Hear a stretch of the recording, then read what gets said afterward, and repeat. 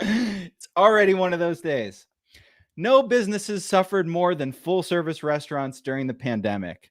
Some were forced into bankruptcy, others pivoted to survive. And now there are labor shortages and inflation to contend with. But most important are those reservations, the people sitting at the tables. There is no restaurant without customers. So have full service diners fully returned. This week, we're talking about what's up with sit down dining right now on everything we know about retail.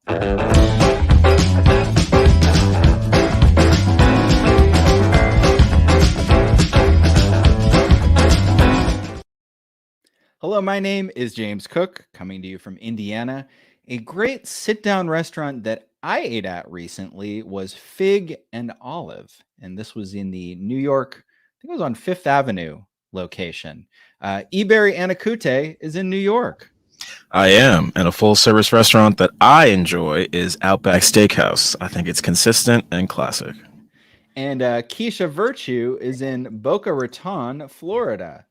Hi, everybody. One of the favorite places I like to eat is Brule Bistro in Delray Beach. And that's French restaurant? It is French oriented. It's not fully French, but kind of like a fusion. Interesting. And Taylor Coyne is in Los Angeles. Enjoying all of the issues that we're all having this morning. But my favorite, in the theme of restaurant groups, it's got to be the Hillstone Group. Love it. Oh, she loves her Hillstone. That's Do I ever? That's what's the place that I always Houston's. Yeah, I always used to eat at Houston's. Oh, it's the best. Talk about consistency. Yeah, it's pretty good. Well, this is everything we know about retail, where we tell all of you everything we know about retail, and we do it three things at a time. We broadcast live on the internets most Thursdays at noon Eastern, 9 a.m. Pacific, but you don't have to watch us live. You can watch us anytime on YouTube. You can find us on YouTube by going to everythingweknow.show. And so today we're talking F&B. We have just released our new food and beverage report. It's called America's Making Reservations. You can find it on jll.com in the research and insights section. Keisha Virtue was the lead author of that report. So this week, we're going to tell you three things that we learned from that report. Keisha, are you ready? I am ready. Excellent. We had all of our technical difficulties at the start of the show. It's going to be smooth sailing from here. Let's go. Taylor, what do you know about retail? Always so glad when you ask. Here's the first thing that we know about retail, that the Sun Belt has seen the biggest restaurant recovery. I don't know about you. Anyone shocked? You shouldn't be if you also read Keisha's quarterly reports, because the Sun Belt has been doing swimmingly, I want to say, almost this entire time. Restaurant recovery is no different. What I think is interesting, it's that it's also not just because it's warm. Obviously, that helps, but it's also, where a lot of these states are located. So they had fewer restrictions, or, potentially none at all when it came to dining, or certainly got rid of a lot of them very quickly. I think one of my most notable takeaways from this is that Keisha was looking at, seated diners, a comparison. Austin, 27% higher than 2019. I mean, it's like no joke. Everyone really is moving to Austin. This is a popular place to live and then therefore go out to eat. Vegas is super high too, but again, Austin, technically, really, it's no surprise, but still seeing those big jumps, especially here in LA where it is warm and we can dine out almost all of the time, we're still down 13%. But obviously we're in California, it's super strict. So I think that was, super interesting that we're still seeing all of these regional trends for all of these different industries. But let's talk about this Sunshine State. Keisha, you live close to Miami. And again, we've talked about Miami. I know I've talked about it. And urban recovery is just like leagues above other, major urban retail corridors. But what do you think it is about Miami? What's going on in Miami? Tell us everything. Really good question, Taylor. And you touched on a lot of the really important stuff, mainly that, again, outdoor dining is just something that's always been big here. So that's not particularly new, but it's really, really advantageous during the whole quarantine and shutdowns and restrictions. And of course, Florida had fewer restrictions overall as well, just generally. And we've had a lot of in-state migration to Florida, so that has really helped us. I mean, South Florida particularly has a lot of snowbirds that come down in the winter, but I mean, a lot of these snowbirds are just deciding to stick around and just be here all year. It's kind of hiked up our rental and housing market overall, and it's hiked up everything: retail sales, dining, obviously. So it's definitely a combination of different factors. It's like, what do you call snowbirds if they're no longer snowbirds? They're just Florida birds. It's just Yeah. like what they Eagle? become. Flamingos, I'm not sure. All right. You know, and I heard also someone say, which this makes a lot of sense because Miami is always so nice, but if you can't travel internationally and you still want to go to a trip, Miami seems like a good place. And not only it feels like people are moving, you know, you can just, even everyone who lives there can go out and feel like a lot of visitors as well. At least that's what it For feels sure. like. Absolutely. A lot of visitors. So Keisha, in this report, you know, you talk about a lot of new openings, especially, you know, again, Miami is hot in terms of the restaurant scene. What restaurants are on your wish list that you'd like to go to that you can drive to? Or also, this part B can be any restaurant, but where you can drive to first. It's a really good question. I mean, honestly, I just have to preface this by saying this report has got to be one of the most fun reports I put together, and it definitely made me the hungriest I've ever been because we really got into the local markets and saw what has been opened in the last year or two since the pandemic. And let me tell you, there's some fantastic examples throughout. But let me give you my number one choice if you'll pull up the slide. Yeah. Is that Sexy Fish? It is Sexy Fish Miami. What did you call me? When I saw the name of this restaurant, I'm like, well, that's kind of interesting, an interesting name. But then when I went to the website, I'm like, Sexy Fish it is, because I mean, the decor is absolutely mind blowing. I mean, this is just one picture, but we're talking, you know, like coral leather seating. We're talking these huge life-size sculptures, huge fish tanks. I mean, it's incredible, just the ornate nature of the whole restaurant. And this is, you know, Miami is full of all these sceney restaurants where everybody goes to see and be seen. And this is definitely one. You're going to see people like Jennifer Lawrence or Hugh Jackman going to Sexy Fish, and the All food right. apparently is pretty sexy too. I mean, we got the caviar on that we just saw on the screen, and they have wonderful, really innovative cocktails like chocolate and wine, which just sounds wonderful. And I definitely want to try it when I don't have a migraine. But yeah, definitely Sexy Fish, Miami. You know, those pictures really look like Vegas. Like that could be in Right, Vegas. It has that exactly. like kind of showmanship. Yeah. What part of Miami is it in, Keisha? Like what neighborhood? Miami Beach Miami Beach. area. Yeah. Makes sense, General right? area. Yeah, it looks really Yeah. cool. Mhm. I'm sold. Yeah. And James, what else do you know about retail? Well, here's the second thing that we know about retail. Restaurants have had to change how they operate, both in front and back of the house. So one of the things that we saw happen is this movement during the pandemic towards outdoor seating. And a lot of operators like suddenly had all this extra table space. So when they were able to go back to indoor seating, it's like they were getting all this table space they weren't even paying rent for. Keisha cited a survey in her report that 90% of operators that expanded to outdoor seating during the pandemic, if they're allowed to, are going to continue to do that. So I guess, Keisha, like alfresco dining is kind of like the hot thing now, right? It's definitely the hot thing, and not just in Florida, because even in, say, New York, 84% of adults are just in favor of, you know, expanding outdoor dining to sidewalks and to, you know, streets. They definitely want to see it. And a lot of full service restaurants are pulling out, just expanding their space. So 61% of full service restaurants are offering outdoor dining compared to right around 53% of just limited service restaurants. And, you know, honestly, going through all the examples in the report, practically all of them, almost all of them offered outdoor dining. One of the things I was most fascinated with is we just did a podcast on the Miami food scene. Where We Buy, go to wherewebuy.show to listen. And Miami didn't have outdoor dining until people just didn't do it until COVID hit. And now it's a thing.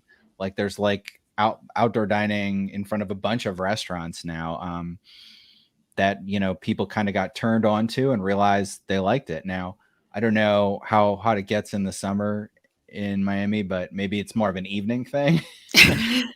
True. Or Or those like breakfast Mr. Fans. The Mr. Fans, those are delightful. Yeah, I mean, Well, and those don't work in Miami. Oh, because it's the already mixers. humid, right? But Mhm. Lincoln Road always had outdoor dining, and it was really big, particularly for breakfast. And you know, they have the tents, so it's covered and it's not so terrible. So yeah. Okay, gotcha. So there was on Lincoln Road. Okay, that makes sense. Do you have we talked about outdoor dining being a pivot. Another pivot was delivery. So a lot of food delivery apps kind of, well, they were already there, but people really started to use them in a crazy way. You cited a report, a survey in your report that 53% of consumers said delivery apps like I don't know, like Uber Eats are essential to the way that they live. Do you have examples of restaurants that have really doubled down on deliveries? I do. If we pull up the slide deck again, I can talk about a couple examples. The first example I have is Perry's Steakhouse and Grill in Nashville, which recently opened. They offer both DoorDash and Grubhub deliveries. And interestingly enough, what I think sets them apart from a lot of the other restaurants offering deliveries is that they have an online marketplace where consumers can actually have dishes shipped directly to their homes. So I thought that was really Whoa. outstanding, particularly since it's a steakhouse. You don't really necessarily expect that. Another great example is Illilily DC, which I mean, honestly, I would want to eat there in person. It's just so beautiful. It's this particular location is at the Wharf in Washington DC, but they do have a New York location as well. And not only do they offer delivery and again the same whole nationwide shipping, but they also do full service catering for up to 500 people. So it's really a way to diversify their whole operations and really get the revenue. So I think that's really smart. A plug for Lily. It's delicious. Ebere, have you ever been? I've never. What kind of cuisine is it? Lebanese. Lebanon. Okay, I love Mediterranean. Small plates. Okay. Yeah, lots of small plates, delicious. Same, I feel like it overlaps in the Venn diagram. Okay, nice. Really, really delicious. For a second, my brain started to fart, and I was like, "Is Lebanon on the Mediterranean?" And I think it is. So I think that counts as Mediterranean. So I got to check it out, especially if there's a New York location. I didn't even know that. Mm-hmm. So deliveries are big, and then another pivot that you talk about in the report is technology, because of labor shortages. There's opportunities to use technology in the front of the house and the back of the house. Any examples there you can talk about? Absolutely, and it's definitely necessary because I mean, restaurants in particular were hit very, very hard by labor shortages just because of the nature of the business, the pay, the hours, everything, and exposure to risks. So they definitely had that shortage. So what we saw was like turning to the robots. The robots are here to help us, right? I think this one is Flippy, and Flippy flips burgers and makes fries. He Wow. makes it safer, or it makes it safer for human, staff to just kind of focus on safer, less greasy tasks. So Flippy actually serves White Castle, and I think they flip about 10,000 burgers a month for them. So that's pretty huge. And another example is Chippy, which is pretty new. Chippy is still in training, I believe, but Chipotle just recently announced that they're pulling out this robot to help them make tortilla chips. So this is not going to really change staffing per se, but it's going to help out, make things a little easier on the staff as they try to perfect their tortilla chip. Fascinating. Both of those are made by a company called Miso Robotics that I was doing a deep dive into last month. And the Flippy, the one that does like the deep fry, it takes over an entire deep fry station. It's like a robot arm on a rail.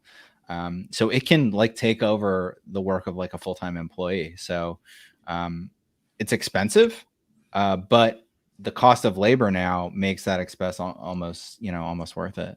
And it makes it a safer environment for the employees, and that's big as well if they don't have to deal with the hot oil.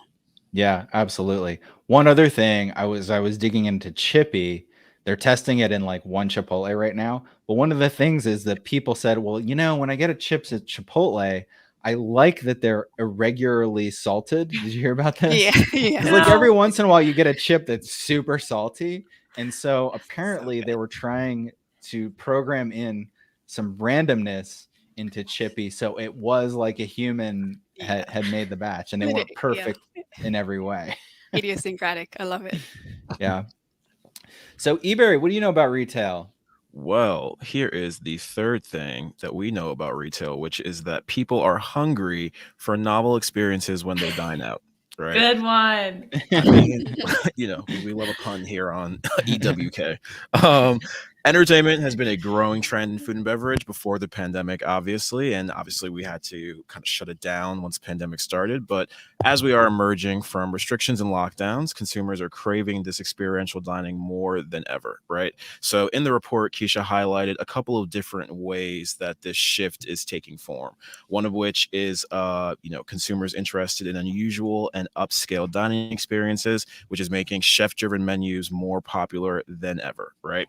Now that we are in the age of like influencers and, I think chefs can be influencers as well in a certain way, it makes sense that, centering a dining experience around the chef and their creative vision for what a good meal should be makes perfect sense, right? So we are, there are a lot of examples of that. There are many that Keisha highlighted in the report. I, even as I was reading, thought of a couple that are happening in New York itself, right? So there is I don't know how to pronounce it, Le Pavillon, which is at the top of One Vanderbilt, which is right across the street from where I'm sitting right now, right? It's Danny Boulud who opened that restaurant there. And then also, James, when you were in New York last week, we were in Hudson Yards, where Jose Andres has Mercado Little Spain. So this is a trend that we're seeing all across the country, in New York and in all the other geographies that Keisha highlighted in the report.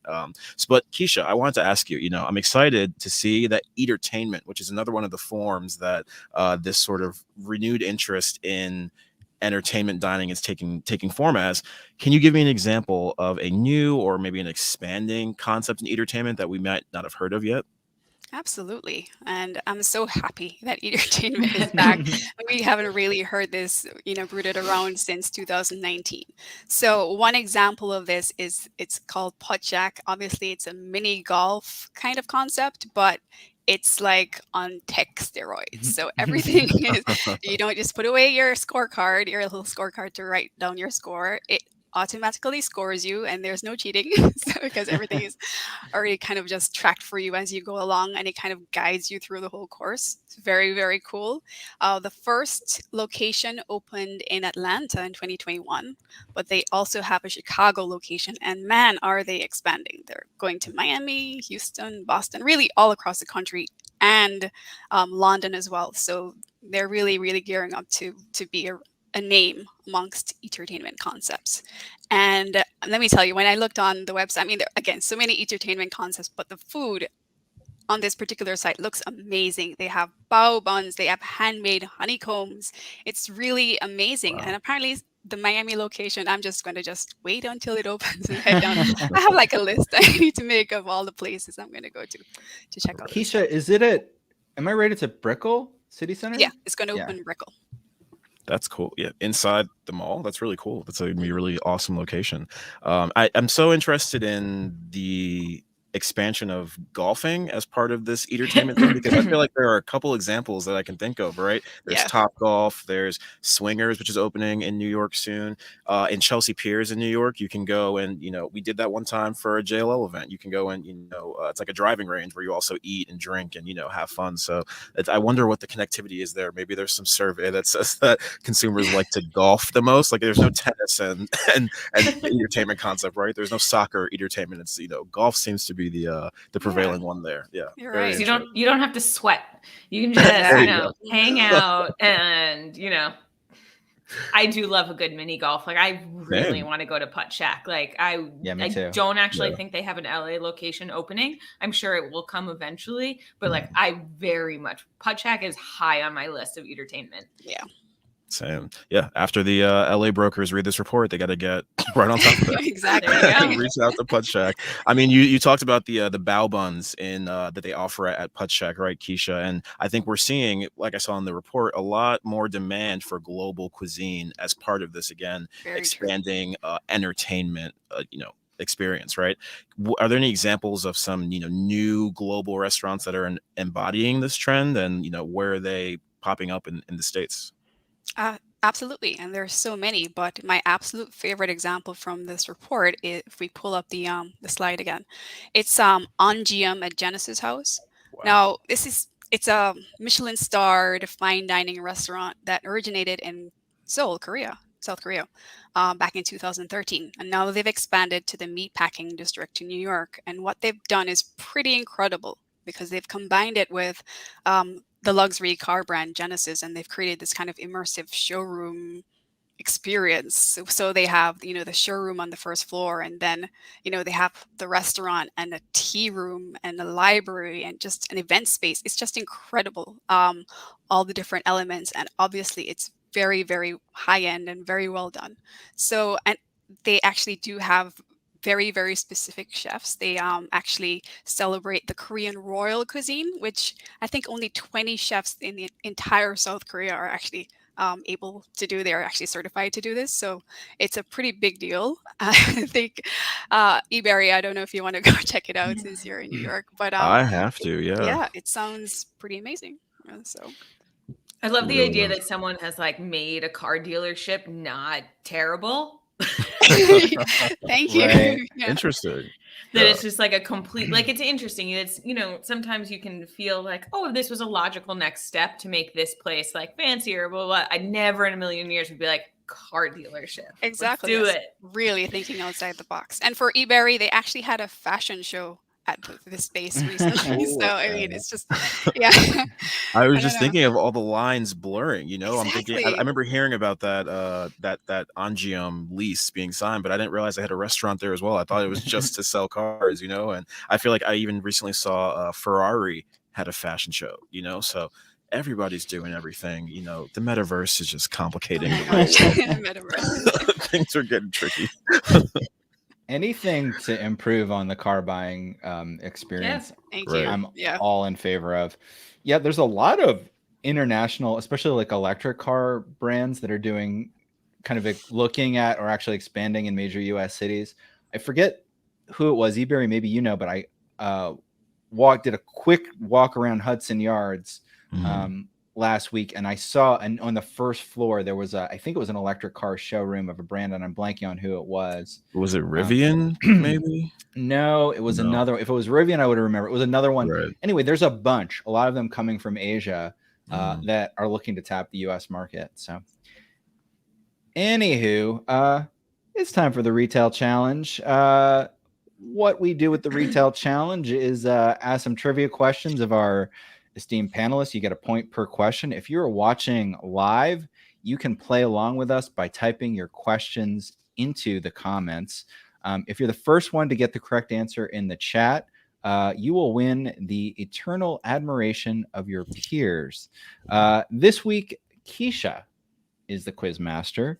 That was sinister.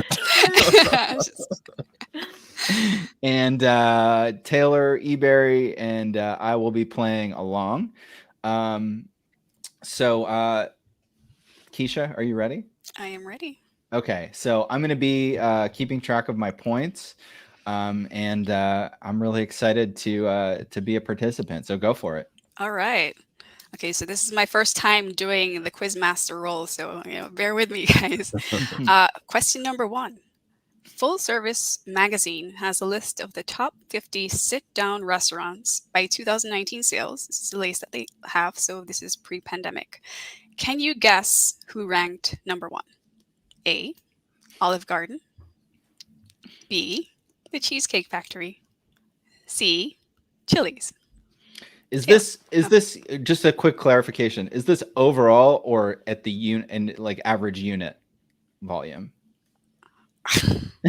Say overall. James asking Overall? that Right? very It's specific overall. question. Because if it's average unit, it's going to be cheesecake. Overall. But anyway, go ahead. Yeah. Okay. So overall. overall. A, Olive Garden, B, the Cheesecake Factory, and C, Chili's. At first I was going to go Cheesecake Factory, but I'm going to go Chili's because of the footprint.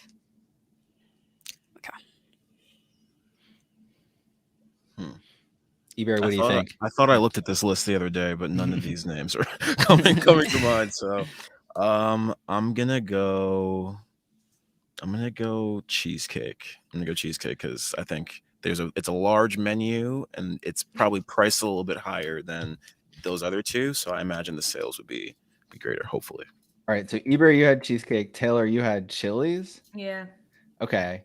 I think it's either Chili's or Olive Garden. So I'm going to go with Olive Garden. And the correct answer is Olive Garden. All right. There's bread baskets. I knew it. James, Point for 1 James. point. Yeah. Okay.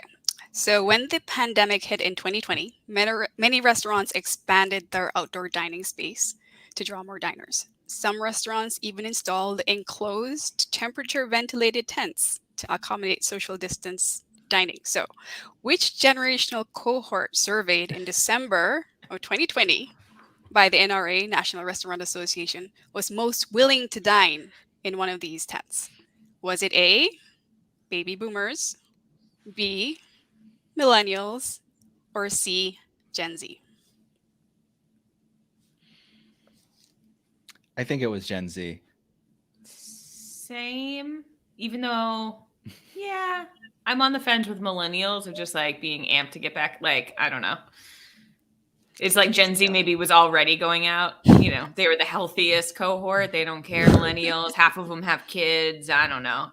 Yeah, I'll go Gen Z also. Ebere. I'm gonna go Gen Z as well, just to be part of the team. Sorry, guys, it's millennials. Ah! That's what I get. 76%. Gen Z was pretty close at 74, and boomers at 64. So Oh man. Nobody got that one. My gut of my grouping. Like, yeah, let's go into a pod. I know. Okay. It's weird. Yeah. So after 2 questions, I've got 1 point. Ebere and Yeah. Taylor 0. Thank you, James. Okay. This should be, I guess, a soft pass for anybody who read the report. There's a restaurant You in can't Orlando. lead with that. You I mean- We're all accidentally gonna get it wrong. We all Sorry. get it In Orlando's Icon Park, there's a restaurant called Old Red, and it features live country music throughout the entire day. Which artist opened the restaurant? Was it A, Willie Nelson? Oh no, James Space is not looking. Look at him. He's searching. going Like, Okay. yeah, just open up the report here. I think I know All right, the I won't answer, look. so I'm good. A, Willie Nelson, B, Kenny Rogers, and C, Blake Shelton. Blake Shelton. I'm gonna go with Blake Shelton. Same. It's Blake Shelton. All right, everybody got a point for that. All right. Thank you all. And I didn't cheat. All right, so I've got 2, and you guys have 1. All right. We have one final question, guys. Oh, God. All right. Entertainment, as we are all happy to say, is back. So one new entrant into the entertainment space is Throw Social in DC, and more recently, they just opened in Delray Beach. So one more place I have to check out. And this bills itself as an experiential entertainment venue. Throw Social offers many different activities and amenities. Which of the following does it not offer? Good question. Oh, Keisha. Had to do it. A, football bowling. B, giant Jenga. And C, mini golf. Mini golf. I think I'm gonna go with mini golf too. You know what? I'm gonna be different this time. I'm gonna say the football. Because, like, what is that? Right. Right? And the answer is mini golf. All right. They do offer football bowling. So What and why? So I you figured get a football and you throw it at the pins. And I honestly was like, oh, so I'm gonna roll the football, which I feel like says a lot about me. Interesting. Okay. all right, so James, you All are right. the winner at 3 points. So All right. I had 3 points, so I am the winner. Awesome. Great job. Great questions, Keisha. You really thank you. I always try to stick with a theme, but oftentimes my questions are very random. Yours were coherent and well thought out. So we appreciated that. We actually learned something Thanks. from your questions.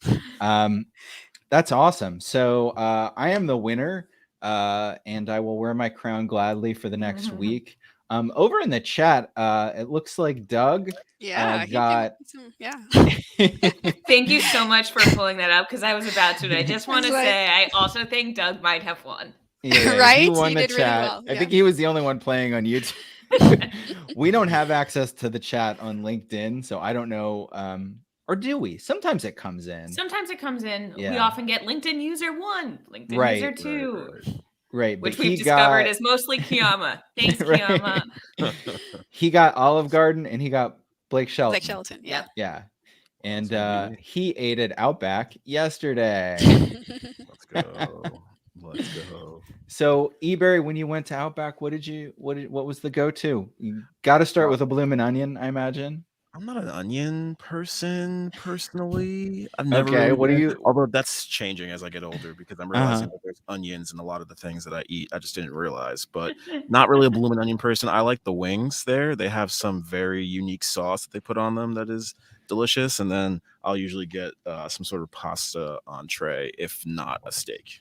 I'll get some like chicken and shrimp pasta or something like that. But listen, it's delicious every time I go. So, and Doug agrees. So, Yeah. yeah. Yeah, Outback for just like consistency. Very, very good job. oh yeah.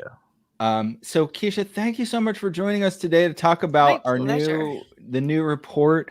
You viewer can download it for free at jll.com. Just go to the trends and insights section at jll.com and it'll be listed down there amongst the latest reports. Also, be sure to listen to our podcast. It's called Where We Buy. We do in-depth interviews. The latest episode, as I mentioned, is about the South Florida food scene with Chef Georgie Ramos. You can listen at wherewebuy.show or search for Where We Buy at whatever podcast app you use. Absolutely. And also, if you're watching us on YouTube, please be sure to hit the subscribe button. Looking at you, Doug. And also click on the little bell icon so that you're notified every time new shows come out each week. Or you can follow the JLL retail page on LinkedIn. Don't worry, everyone, especially Doug. We'll be back next week. New episode next Thursday, 9 a.m. Pacific, 12 p.m. Eastern. You can find that on everythingweknow.show or the JLL retail LinkedIn page. Absolutely. Okay, so Taylor, really quickly before we go, when it comes to open table reservations in Alaska, where are we relative to 2019? Oh, so glad you asked. I'll break it down by Alaskan cities next week.